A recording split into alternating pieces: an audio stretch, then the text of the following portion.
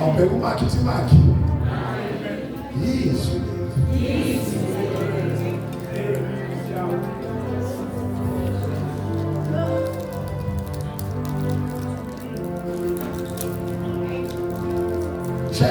Psalm 19, verse number 7 to 8.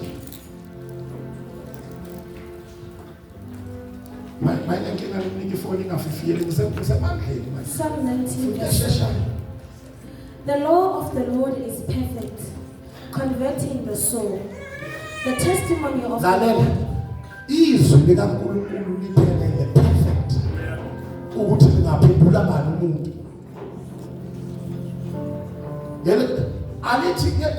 Alithi izwi likaThemba. elikaNkulunkulu elinamandla okuphendula isono. Kubeka sisi. The testimony of the Lord is sure, making wise the simple. If I preach about me, uzoba wise kanjani? Because I must give you the way to be wise. Yazi I've discovered ukuthi nesikolo asibenza abantu wise. Kunabantu abafundile mara mawuthi uyabheka yikhi wisdom. Ngaqala ngahlola ukuthi kwenzakalani. I discovered ukuthi i-desk izokunika knowledge. But izwi izokunika wisdom. Umngane lo mntana ufunde kangaka washayisa amabonda kangaka. No knowledge ngayithola esikoleni kodwa wisdom kuze. Mawusendaweni ekushiyelwa ngalo la kushiyelwa khona izwi hlala mntana uzohlakanipha. Uzohlakanipha abanye beshayisa amabonda uzohlakanipha. And discover ukuthi ukuhlakanipha kwezwe ubu. Kunabantu othi mawuhlakaniphile bathi uyisikule. Abanye bazothi asifukuhamba nale mbali. Kanti abantu asekule mbali yehlakaniphile. Babona uphepha wena uphepha. Mawuthi yababheka 5 years. Hey. Ukube ngiqhubekela nabantu ngabe nami nje. When you receive the word of the Lord, you will be wise. The statutes of the Lord are right. Rejoice in the heart. Rejoice in the heart. So uma ngishumayela ngawe zwana, uzobajabulisa nabantu. Ngoba yizwi elenza abantu bathokoze. Mina ngithi yizwi elenza abantu kubenze njani? Indaba zikazwani ziyabhora. Angicela ukutshela ziyabhora. Zenze njani bazalwane? Naleza nomuntu ohlele eduze kwakho ziyabhora. Ukuze uhlale ujabulile phuma endabeni zabantu. Abantu abanyangizwa. Yeke indaba zalo muntu ohlele eduze kwakho. Ukuthi kwenzakaleni ngaye phuma kuye. Wozezwini. The joy of the Lord is my strength. Yingakuzithola noma sishayeka, but I'm still happy. Angano banyangizwa bazalwane. Ekabelela ngathi the joy that I have. The world did not give it to me. Amazi wenzeni lo muntu ohlele eduze kwakho. But ngicela uphume indabeni zakhe. Ziyabhora zwana mina mangutshela. Yingakho ukhuluma ngazi sonke liyi-1 ufuna ezile. Oh, but izwi. Awu but izwi. Awu izwi bazalwane. Elingaphelelwa isikhathi. Season after season. The word of the Lord is still powerful. And inkinga abantu abathanda indaba zabantu uma sezingazekho bayazi-create. Hayi ngithi yazi ukuthi ngikhuluma ngani. Angithi yazi ukuthi ngikhuluma ngani. Mase singasekho uyazimanufacture. Just ukuthi nje uzoba nomgosi. Ngicela ukudiliva na umgosi omusha. Ethokoze. Na umgosi. Na ipaparati. Nathi izwi. Elingaphelelwa isikhathi.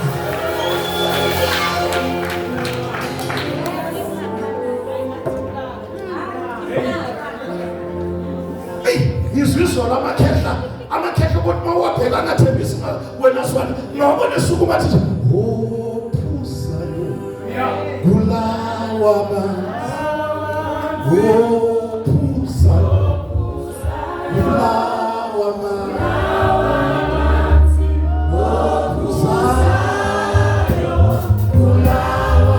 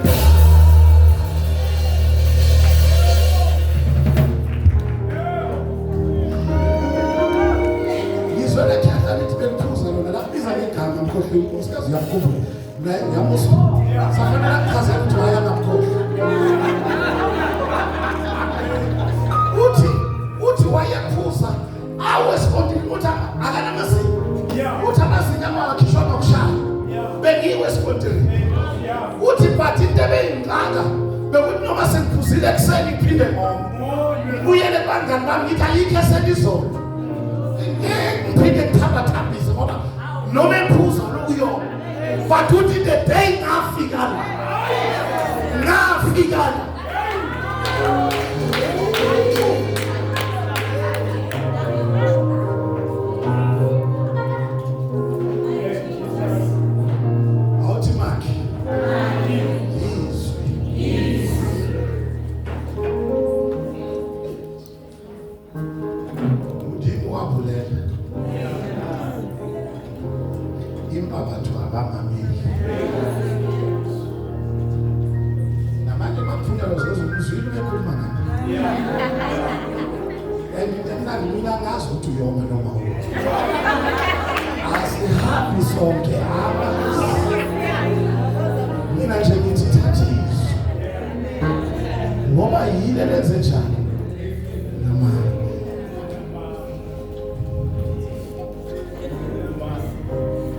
His word is active in converting the soul, making wise the simple, rejoicing the heart, enlightening the eyes.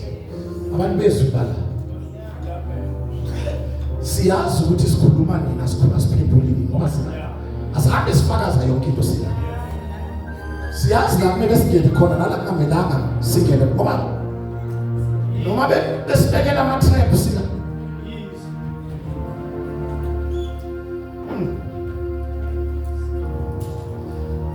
I will say it again. The presenter may have flaws and weaknesses, but the scripture is perfect. It's in my name. The scripture is perfect. Yes, kunalento engiyidiscovered uma ngifunda uRevelations. uRevelation. Ngithi weBhayibheli. Angifuni manje ngizose kunebandla lithi Revelations. One revelation. It's a revelation of Jesus Christ. Chapter 10. Chapter 10, verse 8 to 10. Zambulo, chapter 10, verse 8 to 10.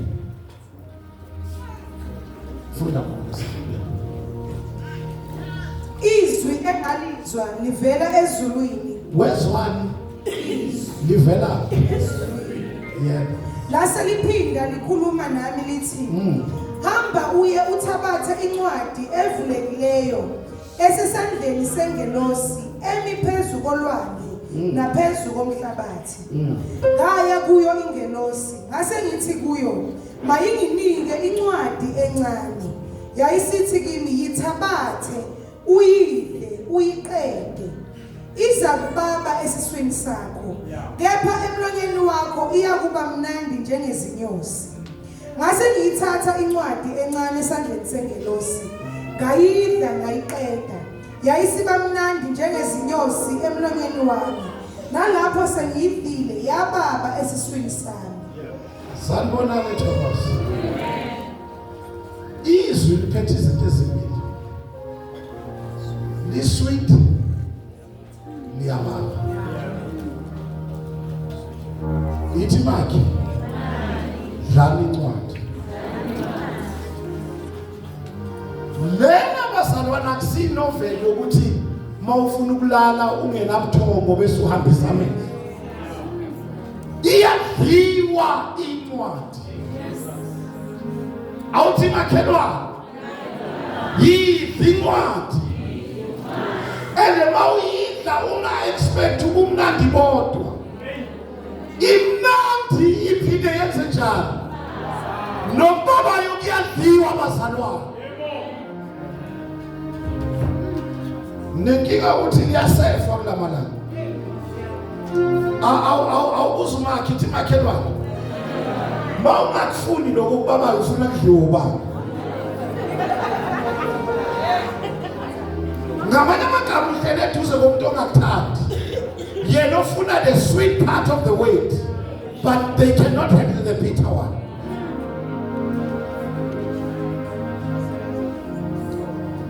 Oh, ngathi ngabuyela kudala nje lokho ngithi lenzweni yakho. Lenzweni yakho. Buwa lenzweni.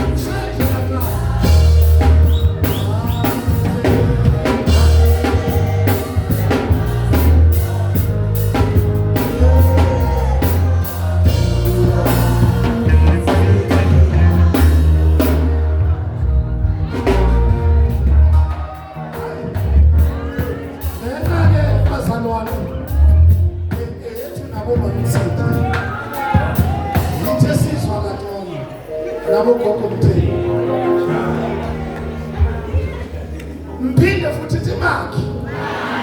Yidlizwe.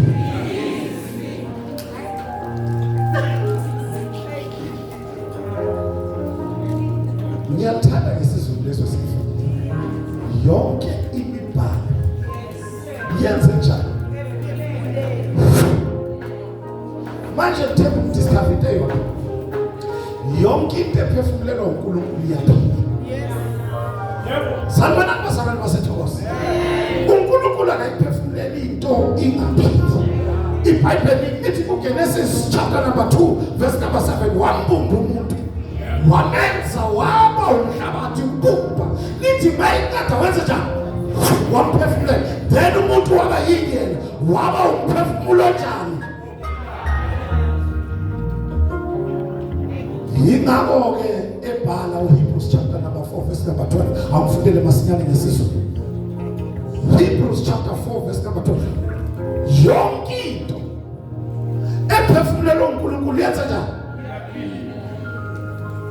ngokuba izwi likaNkulunkulu liphilile linjani bazalwane why liphilile liphefumulelwe lithini qhubeka mama linamandla linjani izwi likaNkulunkulu linjani izwi liphilile linamandla mayitata besuthi libukhali kunezinkemba zonke ezisika libukhali kunani bazalwane kunayo yonke inkembo ke wahlangana nayo izwi likaJehova uma usabheda ukahlatshwa izwi uma usabheda ukenza njani awukahlatshwa izwi inkinga yami nayo mama ukuthi emabandleni sifuna ama-entertainer we are looking for motivational speakers ayikodwa kule ndawo utheni mamkhulu yi-altar lana akuna motivator yizwi likaNkulunkulu libukhali kunenkemba liqala lenza uma ungakahlukanisa ungakayizwa uma usasomzalwane yonke insiphi yawasha yonke insiphi yawasha ngani noma ngiyizwa yonke konke okwenziwe emhlabeni ngiyakwenza wena konke angibheke umakhelwane ngibheke ngiyambona konke okwenziwayo esilokwenziwa ngiyakwenza abantu bezwi bayahlukanisa khona izinto esithi nokuzo khona izinto esingayithindi ithi makhe yidla incwadi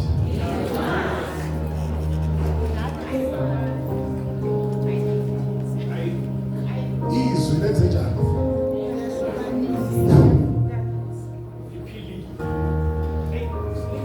naila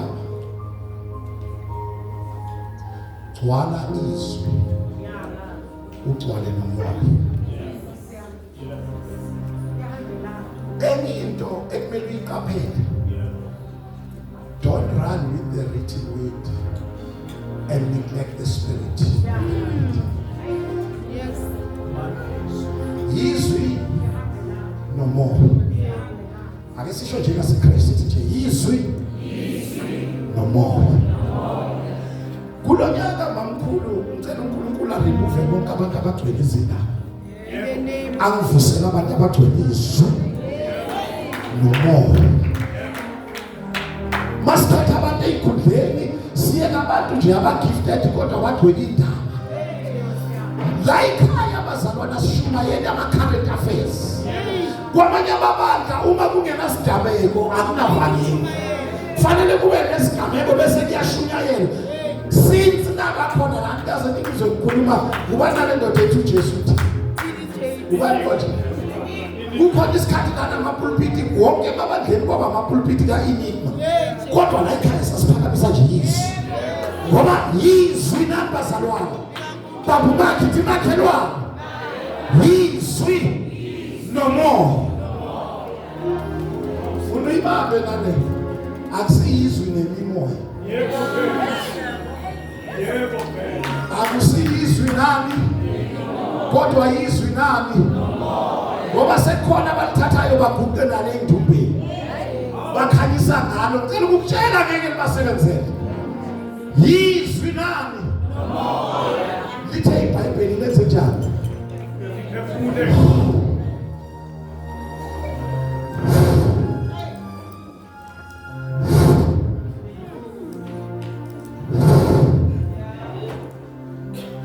makaqeda kuliphefumulela alizange lisaba i-ordinary writing lahluka kuma-encyclopedia lahluka kuma-novel lahluka ey'ncwadini zey'ndaba laba yizwi likaNkulunkulu when we read the scroll bese silirelease iza phezu kwakho. I don't care ukuthi ubunjalo for how long. Lento inamandla. That is why bazalwane angeke nibone siphethe amanzi nezigubhu nayo yonke le siphethe izwi. Ngoba nalawo manzi alawulwa yizwi. Awukuzo John chapter 20 verse 21.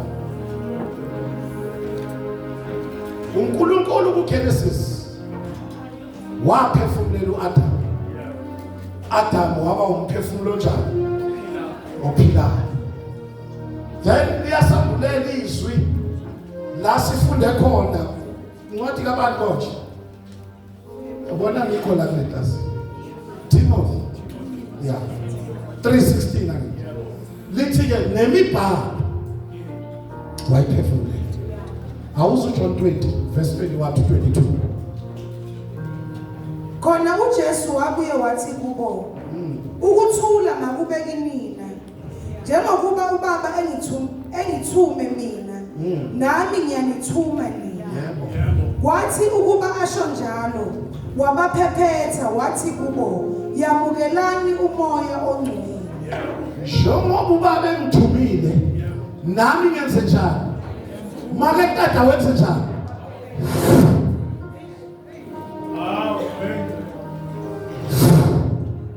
You know why you are prepared? You cannot give people what you don't have.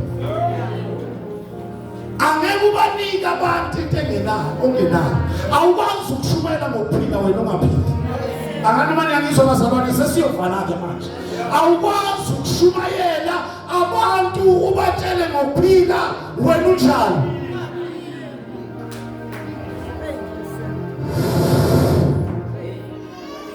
Wakathi nami ngingafana noJesu.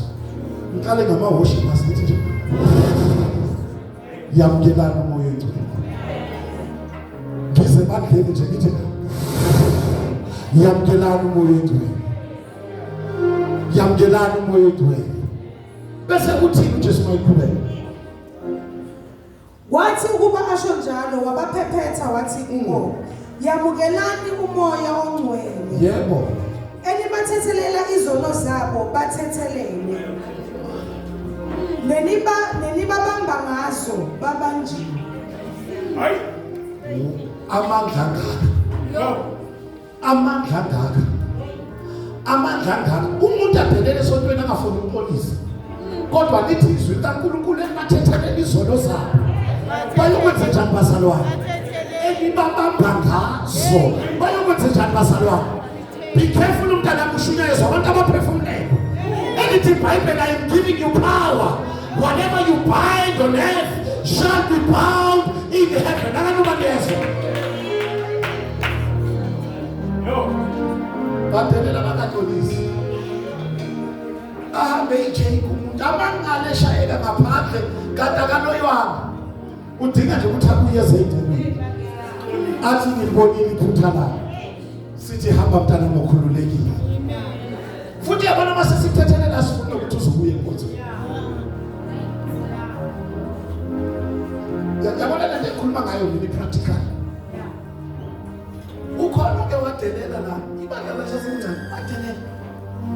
Babaza abasuka nathi ukuthi ngiyatshela ukuthi enkonzweni yabo mama uyanikwa kuthiwa sicela ushebizo. Wadelela umuntu phakathi. Mfuni. Cabanga shosophe mfuni. Bavele bamnyeka abomamfundisi banika abanye kwaqhutshekwa. Manje kadama waphuma enkonzo. Wabuye sekuya ngo reverse. Wathi mfundisi angihambanga kahle. Nanga ngikhona umprofeti ukutshelile ukuthi awuhambanga kahle ekhaya.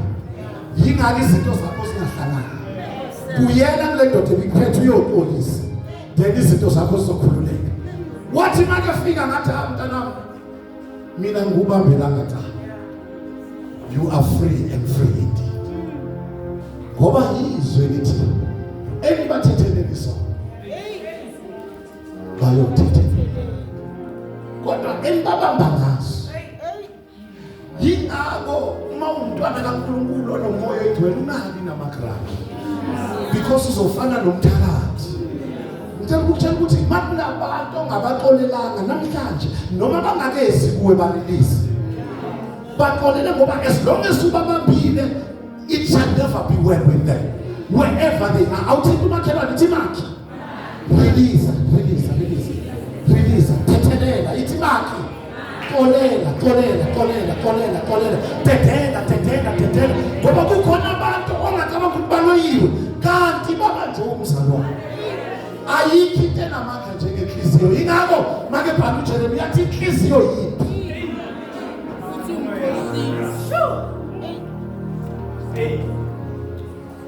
Sikhothe kakhulu baba. Kukhona umuntu la usasenamagraji ka2020. Ukuthi omunye akamphanga isanitizer ngeCovid. Usayibambile. Naleyo Covid ayisekho kodwa usayibambile. Usambambile ukuthi wena awuzange umsanitize. Sambambile.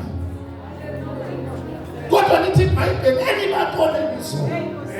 Yingakho uJesu wathi efike emntwini egula ngoba abanye hayi ngoba bagula izolo. Wafika wathi isono sakho sithethelele. Kwaphila umuntu. Kukhona abantu ekumele sibalanda hayi ngoba bayahlupheka. Kumele nje siyothi mntanami isono sakho ubone kuvuleka iminyango. Kuvuleka iminyango kwenzeka izinto abantu bephumelela ngoba sebexolele. Baze babuza bathi ubani lona amandla okuthethelela isono? Akayigcinanga kuyo lo authority bayidlulisela ngakithi. Wathi yamkelana noyethu enbathethelela isono bayothethelela. Yazi khona abantu abafuna imthandazo. Abafuna 7 days fasting and prayer. Abafuna nokuthi senze lezo shout Jesus 7 times. Bafuna nje siye kuye mntana. Uthethele. Ubani wazi ukuthi isono siyagulisa? Yeah. Sizokuchekisa isono. Bazalwane siyachekisa isono. Yazi khona abanye abantu hayi ngoba bebabi ukuthi inhliziyo sebi. And inhliziyo mayimbi ishintsha neform yobuso. Mawuthi yabheka lo sesa understand ukuthi inkinga yini. Udinga nje ukuthi sithi mama kesa nje la. And once inhliziyo yakhuleka nobuso buyayinela. Sizosimanga ukuthi awukanti umuhle kangaka. Ithi makhi yizwe. I cannot afford ukuhamba nje ngisibumbabumba nginojesu ngaka. Ngihamba nje. Uyilophuto mangene nobaba lo. Sibumbabumba wanombona kufanele ubingelele noma kumele wenze nje. Yabazalwane lijabulisa inhliziyo. Kumele mawuvela kuvela ismile. Abanye abantu badilive ukuthi kune asha elismile egogo.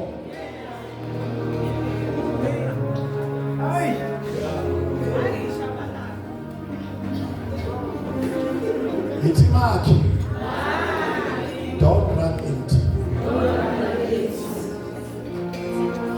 All you need, you must be full of the weight, full of the Holy Spirit. Bangathi befika abantu kuwe bangatholi lutho.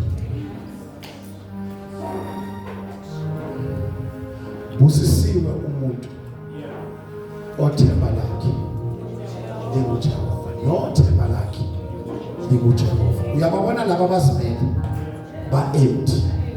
Lona uyamile ugcwele. And lo wakho umsebenzi ukuhlala nje ethi. Mabefika laba nje udamanithi, make buyela la uyagcwalisa. Uma sisezwini siyohlala senjena bazalwane. Sigcwalisiwe. And uyinkinga ke umuntu othi ela abe empty. Ela abe empty. Ngoba engayithathi serious lento.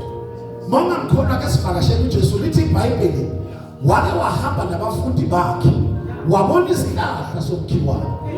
Lithi izwi lenkosi waya expecting. Why uJesu beke expecting ukuthi lesihlahla sisendaweni right. But sisendaweni right asinazi izinto ezifanele. Kukhona abantu abasendaweni right kodwa ba-empty. And ba-blame isonto kanti inkinga yibo. Ngicela ukukutshela la usendaweni right. Yithi makhelwane usendaweni right. Lithi iBhayibheli make fika uJesu ethi wathola ku-empty lithi makungabe kusamila lutho. Sahlala lapho singamili lutho kodwa sisendaweni. Khona abantu abekho productive. It's not about the place. Inkinga ngapha. Khona usendaweni right. Lithi iBhayibheli uJesu uxoxa ngekingdom. Uthi kwakunendoda eyayinesihlahla yashiya isisebenzi. Kodwa inkinga yalesihlahla every year asimili lutho. Manje fika umnini insingo wathi asihlahla lesi si useless. Kuba lithi ndoda yancenga athi hayi baba ake sisiyeke kulonyaka. Ke sisiphulule siyabona sisihlakule sisfertilize. Hey khona abantu siyabafertilize abantwana lutho. Siyafertilize siyathandaza siyafaka izwi kodwa lutho. Yisibumba nje sento engayiphambili engayemuva. Inkinga yalabo bantu bakhipha abantu bona baphuma. Uthi wathi uma next year singamili.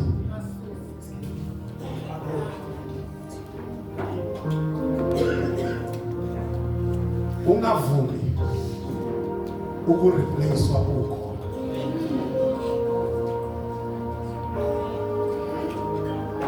Awubheka umakhelwane wakho ubheke nje. Mawubheka uyathembisa ukuthi makukhona into oyifunayo ungayithola.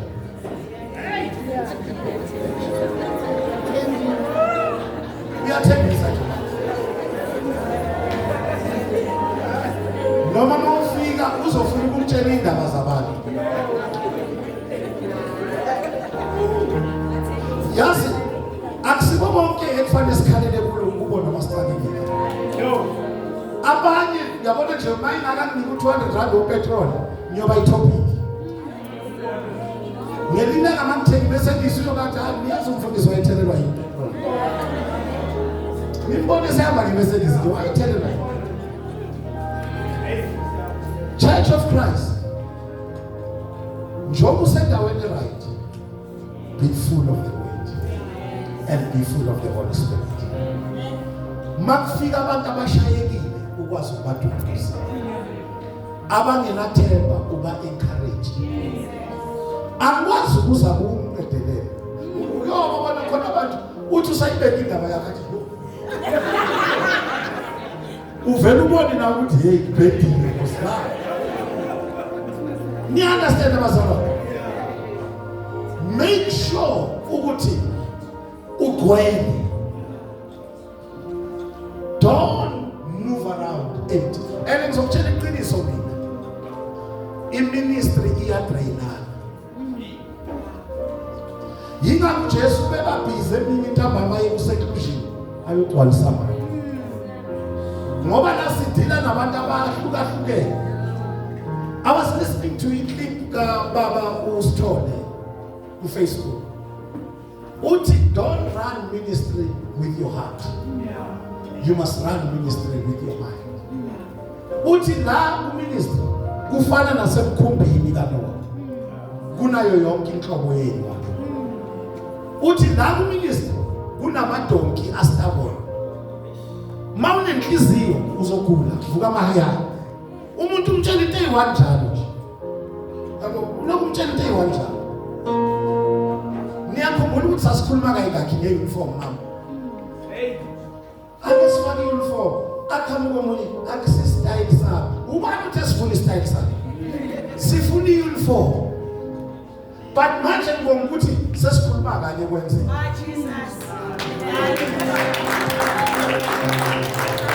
Angeke sithi black utakhamba red. Ni understand that church? But ukube gogo besingadwelanga. Lesa stress besiyosenza siphathwa ngahayi. Ukuthi awu mamsidi ndrapele lathi nini namruti ndrapele lesekuyakula. Because masithi white bathi green.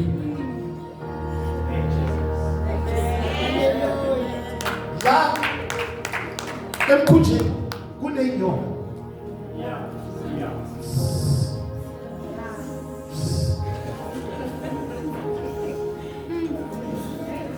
Ngicabanga ukuthi umzalwane kaMfisi. Mawungabheka lesikhathi abantu bekhona naye uyancoma mawuflathela. Ngiyamazi kahle. La emkhunjini Tuesday ngithe emkhunjini kuyanuka. Ngoba kugcwelilwa kuyanuka. But okungcono ngomkhumbi kuyaphila. Ngaphandle kuyafika. Into eyenza ukuthi abantu bahlale ukunuka ukuthi kungcono ukunukela kunokuthi uphume uyofa. Abanye bavele baphume bayofa. Hlala kunuka. La kunje. Kuphi basala? La kunje.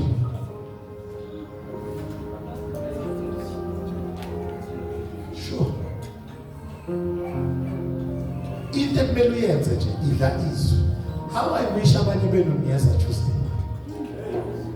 How I wish. Ngoba Tuesday asikhuluma indaba sidla izwi. Lenzwi liyabuwa. Did I help somebody today? Yonke imibhalo yenze njani? Bese lithi iBhayibheli ilungile. uJesu uphefumulela abafundi wabenza balungile. Ungajahi ukuyoministana ungakaphefumulela. Yabona lapha mawufunda le scripture sikhuluma ukuthi lilungele ukuyala.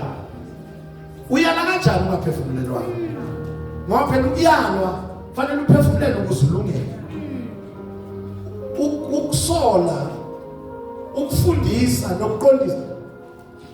I normally say to young people, ningayi ngokuthi umuntu mdala bese nifuna ukuyoyalwa. Abanye badala kodwa baphefumulelwa. Neyiyalo zabo uyazizwa nje.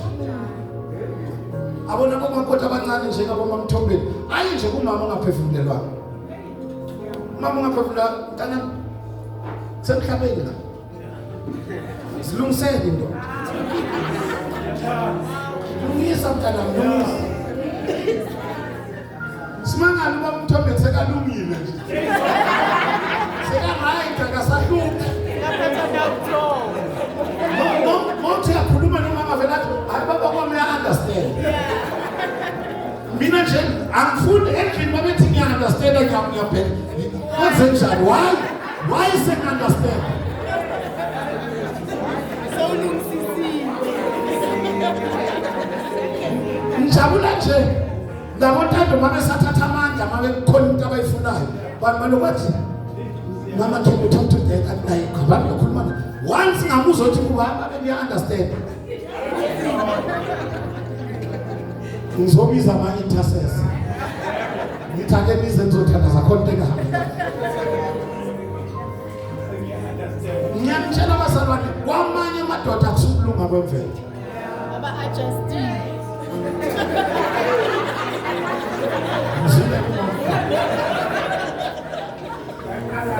Yabona nje jobi insizwa yami ngaphuleko iphethe ama equalizer. Khona bomama ba equalizer ukuthi siyabona kunganyuki lapha. Did I help somebody today? Kodwa into ekumele uyenze wena yenzani? Idla izwi. Bangakha bakholwa ukuthi linamandla. Bangakha bakholwa ukuthi liphilile. Libukhali kunenhlelo. Bazalwane kunazo zonke izinto uNkulunkulu asinike zona maye ngiyalibonga izwi lakhe. Ake siphakame nje simnike udumo. Ke sibonge nje izwi. Ake sibonge izwi. Ake sibonge izwi. Ake sibonge siyabonga. Siyabonga. Your word is powerful. Your word is alive. Move.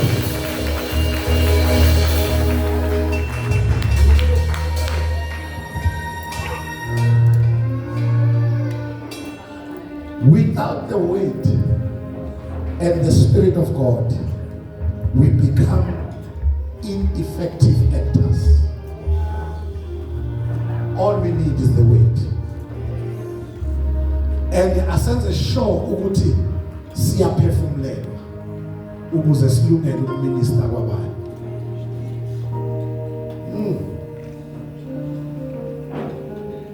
Nkosi yami. Yizwi. Yini bazalwane? Don't run empty.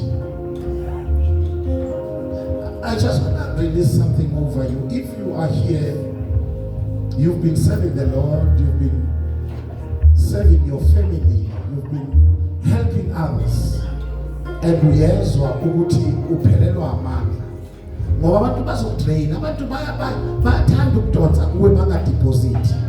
Ukhona na uyabona ukuthi you've been ministering to people, uyabona abanye uyabanikela abanye uyabathandazela kodwa akekho deposit kuwe. I just want to open this platform for you. Just lift up your hands so that I may pray to uNkulunkulu akuphamani. Ngiyazibona izakhe. Siphakamisele nje phezulu uthandaza. Baba egameni likaJesu. Yehlisa amandla amasha. Bagcwalise. Baqinise. Bavuselele egameni likaJesu waseNazaretha. Nkulunkulu namandla ukuze bawenza umsebenzi ngokukhathana. Siyabonga Nkulunkulu namandla ukuthi le nkonzo ibe imvuselelo kulo yamzalwane nalo yamzalwane. Phuma kwethu moya egcwele asisafani nendlela esingene ngayo. Fill us up, oh God. We cannot afford to run empty. We pray this in the name of Jesus. Aleshaya Nkulunkulu izakhe. Mr. Tony, can you come and pray for us? Thank you for your time. Let us go on and pray. Baba Shwebo Shamanti Baikwa, Renda Bukensa, Namota this afternoon. Returamwina, Kunene Jehovah, Rebukari, Rakenelela, Rafikelela, Ega Suimo Ikwa, Okumela Bushwebo Namuta, Wotobetrain, and you can get some sonana, Igaka Sona. Baba nerishwebo ikandi bukolele tsamwina lari turamuna shwebo inganitwa rachicha raunzulusha swilo Baba nerishwebo lokufamba likaina atafamba yamakaya Lelo rabina shwebo ilapya kuna lituramwina retirande likabotometsayina Munene molo kwetima itateni kulikwina Ebitwen Gramatiba ra Yesu Kriste wa Nazareta ridrawuna shwebo unene ripuretelwe moya wa mwina rahanya raundulusha rachicha swilo ebitwenda matimba ra Yesu Kristo wa Nazareta bigrada sungula moya wa mwina shwebo kwetsima au reteliwe nende kabutomitswaina unene loko urikona shwebo kuna kwahanya kunene loko urikona shwebo kuna kuhlula kunene loko urikona shwebo kuna kuhumelela kunene loko urikona shwebo kuna kutlakusiwa ebitwenda matimba ra Yesu Kristo wa Nazareta shwebo akhongela kutsela ni manamani lava kona ka lexivandla ebitwenda matimba ra Yesu Kristo lo ahanyaka lo afumaka lo vyakela kukahereke kereke shwebo